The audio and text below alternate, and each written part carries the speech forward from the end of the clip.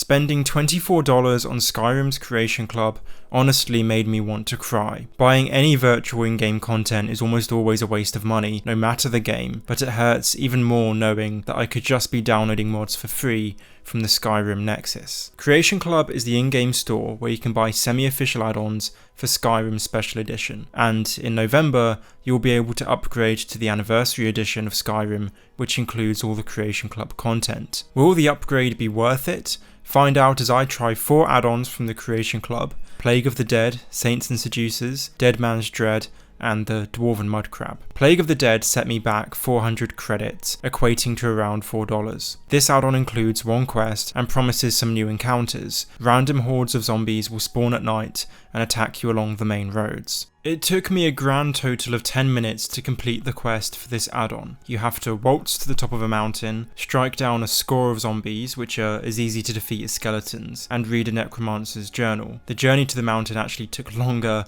than the quest itself. Thereon I did encounter a few zombies randomly on my travels, but nothing amounting to a horde you might expect after watching World War Z or The Walking Dead or something like that. On top of this, you'll get a cool spell that allows you to summon zombies at will, but they're so weak it's hardly worth it, to be honest. I was slightly less underwhelmed by the next add-on, Dead Man's Dread, but I still hardly felt that it was worth 750 credits, which is about $8. In Dead Man's Dread, you start off by investigating a deceased pirate in the Solitude prison, who reportedly knew of the whereabouts of the treasure of Cyrus, the legendary Redguard buccaneer. You'll find a map in his cell leading to an island off the west coast of Skyrim, reachable by a boat situated southwest of Northwatch Keep. Besides the fact that it makes no sense why the prison guards would leave a deceased inmate to rot in a jail cell, Dead Man's Dread seems like it gets off to a promising start. Once you reach the hidden pirate cove and head inside, you'll be struck by the level design, which is reminiscent of the Thieves' Den DLC for Oblivion, which similarly added a pirate's cove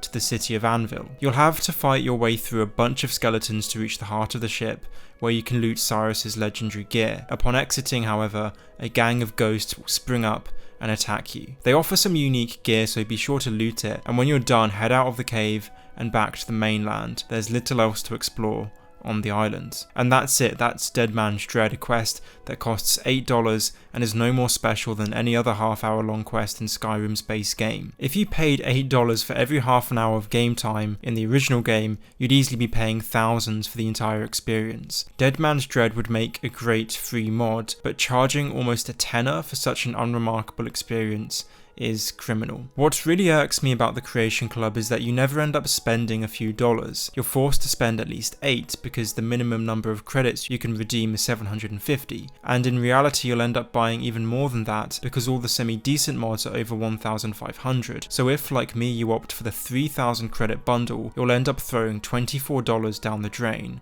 That's $24 spent on a collection of disparate, small, underwhelming mods that pale in comparison to some of the outstanding creations you can get for free on the Nexus. There was only one mod pack that pleasantly surprised me: Saints and Seducers. This add-on bundles together a load of different mods associated with Sheogorath, the Daedric Prince of Madness. It adds new armor, spells, weapons and locations, but best of all, a new quest line called The Balance of Power. This quest begins when you investigate a series of highway robberies near Whiterun, which leads you to a gang of bandits dressed in the regalia of saints from the Shivering Isles. The saints are one half of Sheogorath's defense force, the others being the Dark Seducers. You set out to solve the mystery of how some common bandits got hold of this unique Daedric armor. This involves raiding the camps of both the bandits calling themselves the Saints and the Seducers. Perusing through the journals of their respective leaders reveals that a mage named Thoron in Solitude is funding them and supplying them with the armor. Clambering down into Solitude's sewers, Thoron's purported hideout, you'll find caverns reminiscent of those in the Shivering Isles. Seemingly almost like an infection, the dimension of mania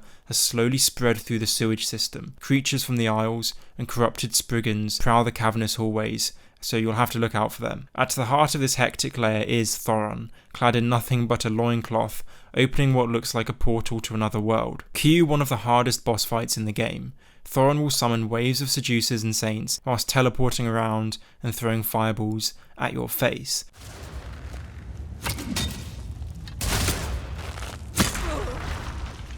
So once you've finessed him, read his journals. They become increasingly nonsensical, but tell the tale of a man infatuated with mania, the jolly half of Sheogorath's realm, and the antithesis of the other half, dementia. On a quest to transport himself back to this realm, which he believed to be paradisiacal, he planned on utilising Jiglag's sword, Jiglag being the Daedric Prince of Order. Jiglag was once Sheogorath, before Sheogorath became the player from Oblivion. In the Shivering Isles DLC for The Elder Scrolls 4, you break the curse that binds Jiglag into the form of Sheogorath, a form that was imposed on him by the other princes because they feared his power. A cruel element of the curse was that, once in a millennium, Sheogorath would turn back into Jiglag, just for a short period, and for just enough time for Jiglag to destroy everything Sheogorath had built. So to break the curse, the player becomes Sheogorath, mantling the title, allowing Jiglag to stay Jiglag. So you see, Jiglag's sword has an intimate connection with the realm of madness, a connection that Thoron was hoping to exploit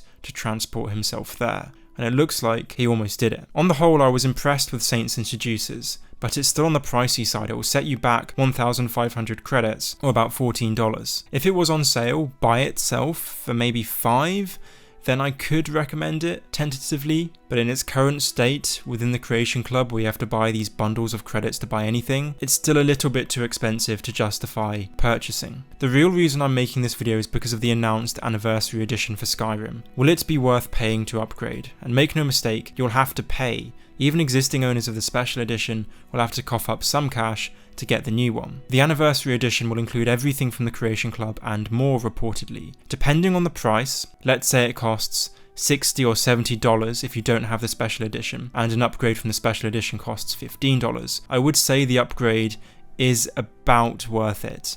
By itself, the Creation Club is a rip-off and a letdown. However, collectively bundled into the Anniversary Edition, the Creation Club editions will add tens of hours of gameplay, even if they don't substantially transform the overall experience. Make no mistake, you will be getting no mods that have the scope of Dawnguard, Dragonborn or Hearthfire. I guess the main takeaway from this video is that the Creation Club isn't something that you should be investing in at the moment, but the content from the club, bundled together, hopefully at an affordable price, might make an upgrade to the Anniversary Edition just about worth it.